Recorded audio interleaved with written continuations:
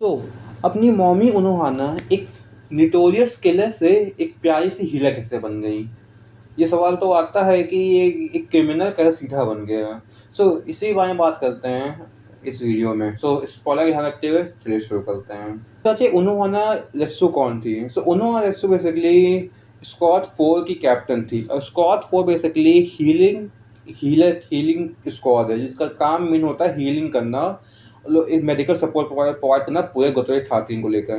न शुरुआत में बेसिकली हमें तो उनोहाना रेस्टो को इंट्रोड्यूस करवाई जाती है तो वो बड़ी प्यारी काम रहती हैं। आपको दिल आता है, ऐसी क्यूटनेस पे रहता है कि बंदी कुछ नहीं कर रही, वो बस हील कर रही है। पर जैसे जैसे ही हमें आगे स्टोरी बढ़ती, जहाँ पे एक स्टोरी पॉइंट में एक बहुत बड़ा प्लॉट ट्विस्ट आता है, जहाँ हमें ये पता चलता है कि उनोहाना रेस्टो का नाम एक्चुअली में उनोहाना याचिरो और वो एक केनपाची है, या एक केनपाची नहीं, वो एक फर्स्ट केनपाची है, जिससे सब शॉक हो जाते हैं कि ये प्यारी सी मॉमी मटेरियल कैसे एक केनपाची है। फिर बताया जाता है कि उन्होंने याचरू अपने टाइम पे अपने जो उसका जो प्राइम था उस पर एक नोटोरियस क्रिमिनल रह चुकी है, और ये बेसिकली फर्स्ट कैप्टन की था। वो अपने 11 स्क्वाड की थी, मतलब इस नई 11 स्क्वाड, अभी जो 11 स्क्वाड हम देखते हैं, जो उसका जो पूरा रूल है वो इसी ने बनाया था, और ये फर्स्ट केनपाची थी। और इसने केनपाची का जो पूरा सिस्टम है, जो टाइटल है, वो पूरा इंक्रीज किया था। पर यहाँ पर एक सवाल सिंपल सा ये आता है कि इतनी बड़ी पावरफुल होल्ड करने वाली बंदी है, इतनी, तो ये एक हीलर क्यों बन गई? वही का बात है, तुम लोगों को काटती थी, अब तुमको तुम बचाती हो, पर क्यों? वो एक्सप्लेन करता है उन्होंने की जर्नी को लेकर, जो उन्होंने अपने प्राइम पे को काटती थी और उसका नाम, और फिर लोग उससे डरते थे चीज़ को लेकर। उसने एक अपनी पर्सनैलिटी ही बना ली थी कि मुझे कोई सामने आएगा मैं काट के रख दूंगी। उसके बेसिकली स्क्वाड मेंबर्स उससे डरते थे कि ये बंदी कभी काट सकती है।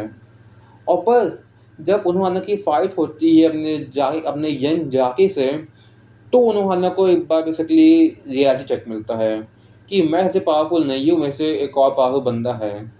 जो उसके सीने पे जो घाव है वो उसको हमेशा परेशान करता था कि एक कोई बंदा है जो मेरे को मारना चाहता है। उसका एक रियलिटी चेक थी जहाँ पे वो चली गई रिडेम्पशन के आर्क में, क्योंकि वो एक तरीके से बोर हो गई थी लोग को मारते मारते।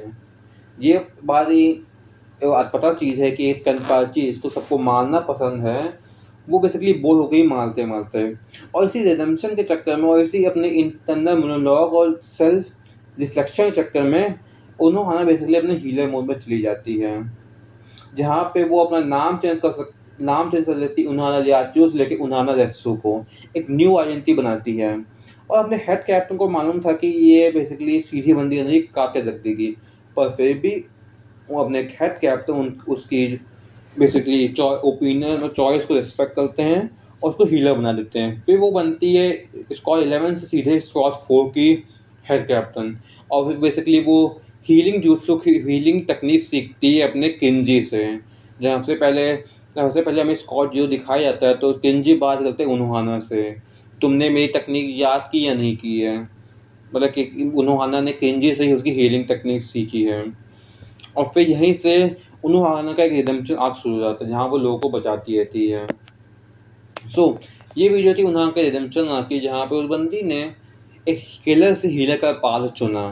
एक्चुअली में उन्होंने के में बहुत ज़्यादा स्टोरी बताई नहीं गई है, पर आने वाले हर आर्क में हमें बहुत चीज़ें मिलेंगी, क्योंकि आने वाले हर आर्क में हमें बहुत पुराने कैरेक्टर रीजन दिखने वाले हैं।